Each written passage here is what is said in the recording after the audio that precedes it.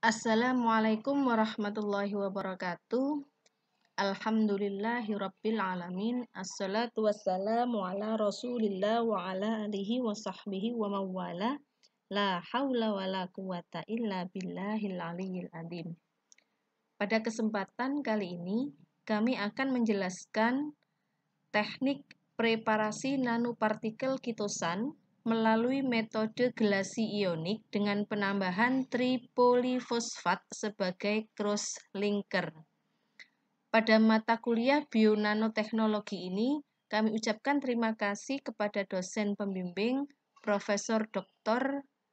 Drh. Hajjah Bayyinatul Muhtaromah MSI atas kesempatannya dalam memberikan penjelasan tentang materi ini. Penjelasan tentang pembuatan nanokitosan dari kelompok 5 terdiri dari Indah Muftihatur Rahmah dan Sofatil Imamah. Kitosan merupakan senyawa turunan dari kitin yang memiliki rantai polisakarida linier dan terdiri atas beta 1,4 D-glukosamin dan N-asetil D-glukosamin.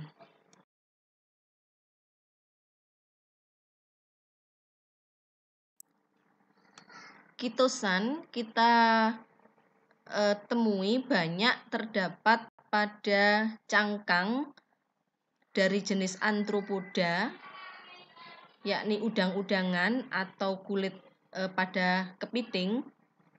Kemudian moluska bisa kita dapatkan dari jenis-jenis kerang, kemudian bisa juga didapatkan dari fungi, kemudian juga dari jenis alga.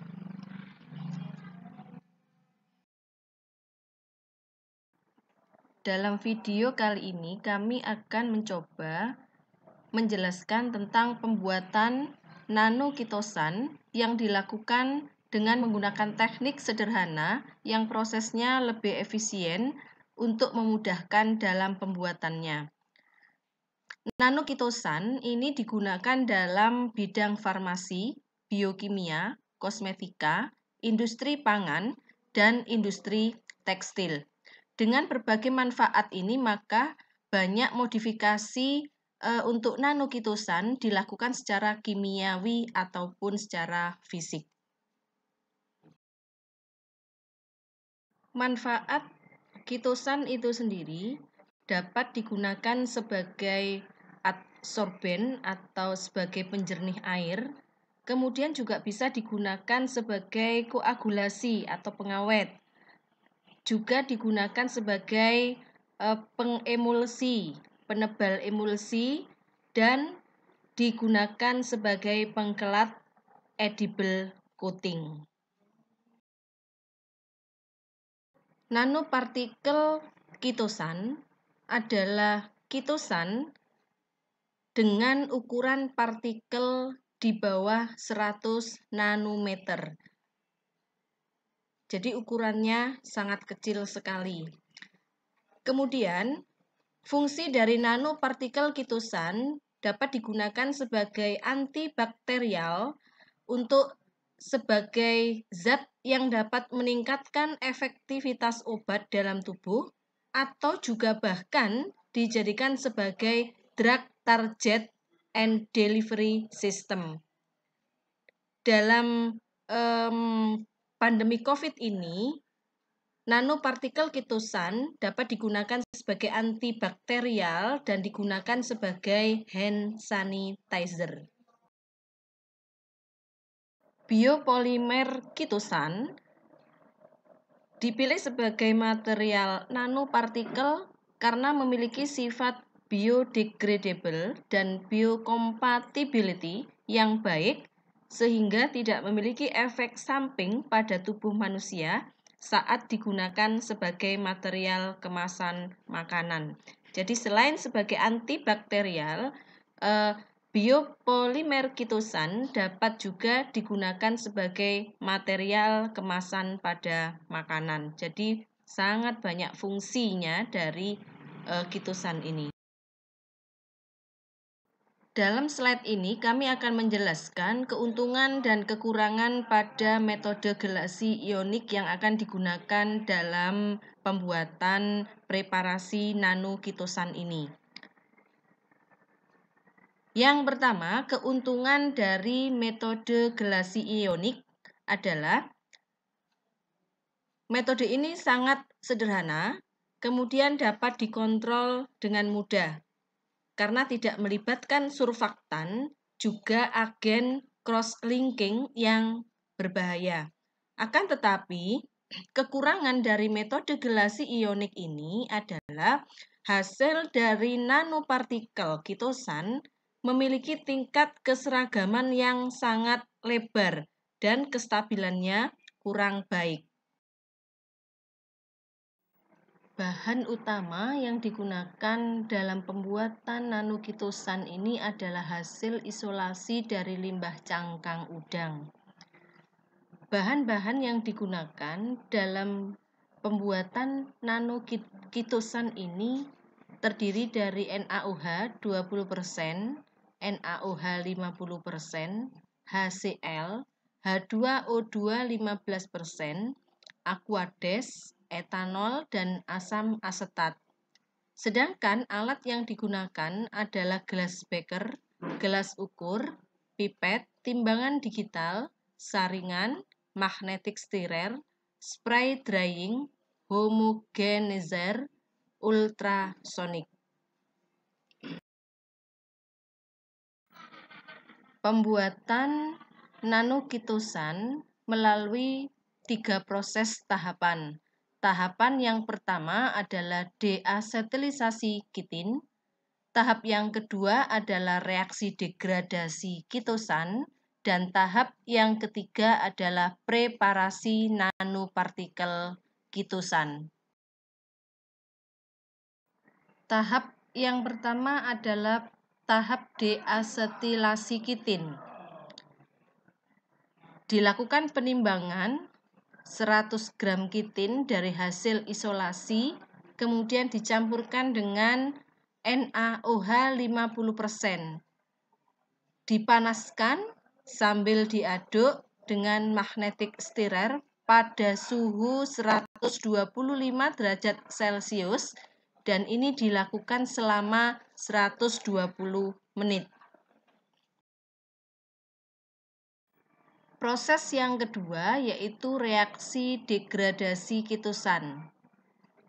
Proses degradasi kitosan ini dengan cara melarutkan H2O2 15%, kemudian diaduk sambil dipanaskan pada suhu 60 derajat Celcius dengan rentang waktu selama 30 menit. Maka akan dihasilkan kitosan A, kemudian kitosan B, dan kitosan C. Dari hasil proses tahap kedua, maka didapatkan campuran kitosan. Didapatkan endapan dan filtrat. Kemudian dilakukan penyaringan. Dari endapan itu dinetralkan dengan aqueous, kemudian dikeringkan dan ditimbang. Maka nanti dihasilkan kitosan yang berbobot molekul rendah. Sedangkan hasil campuran yang filtrat, maka di larutan tersebut ditambahkan etanol. Setelah penambahan etanol itu, maka di situ akan menghasilkan kitosan yang berbobot molekul rendah. Proses selanjutnya adalah pembuatan preparasi nanopartikel kitosan dengan menggunakan metode gelasi ionik. Dari proses sebelumnya sudah didapatkan kitosan berbobot rendah dengan kitosan A, B, dan C. Maka diambil 0,5 gram kitosan hasil proses sebelumnya, kemudian dilarutkan dalam 1000 ml asam asetat 1%. Setelah itu dicampur, kemudian diaduk hingga homogen, sehingga menjadi larutan sebanyak 100 ml larutan kitosan. Dari 100 ml larutan kitosan tersebut, maka dimasukkan ke dalam gelas beker, kemudian ditambahkan 33 ml TPP, kemudian diaduk kembali dengan menggunakan magnetic stirrer. Percampuran antara larutan kitosan dan TPP ini terus dilakukan pengadukan, dan pengadukan ini tetap dipertahankan selama 2 jam agar partikel mengalami stabilisasi yang sempurna. Setelah pengadukan selama 2 jam, maka larutan akan disentrifuse dengan kecepatan 9.000 kali selama 30 menit. Hasil dari sentrifuge tadi, larutan dibekukan di dalam freezer. Setelah dilakukan pembekuan di dalam freezer, maka dilakukan di-freeze drying hingga kering. Maka dari hasil drying hingga kering ini dihasilkan hasil freeze dry. Kemudian dilakukan grinding dengan menggunakan grinder.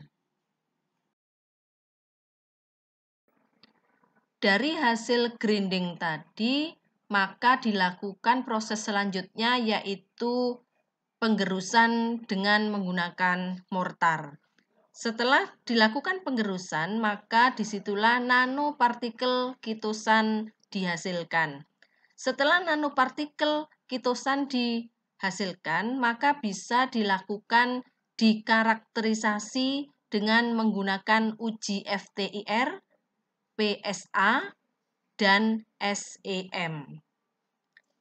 Untuk FTIR yaitu Fourier Transform Infrared Spectroscopy.